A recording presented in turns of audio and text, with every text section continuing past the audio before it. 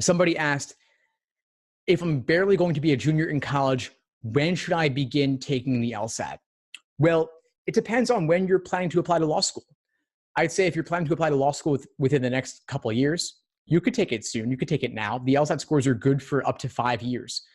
And so if you're still in college and you want to take a year or two off before going to law school, you could take it now and the scores will be good. The benefit there is that you're still in kind of academic study mode, and maybe you have summers off, maybe you have a lighter course load.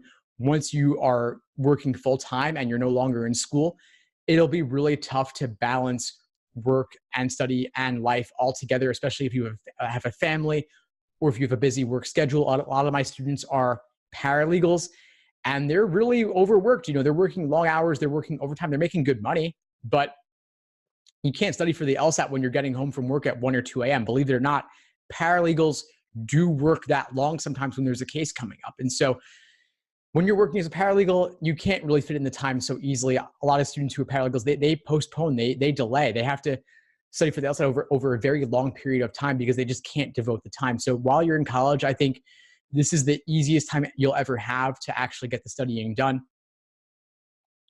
And so, yeah, I'd say cramming the time where you can specifically. I think it's important to do it while you're in college if you can, because if you have summers off, or you could take a lighter course load one semester. Let's say you're taking the LSAT in the fall.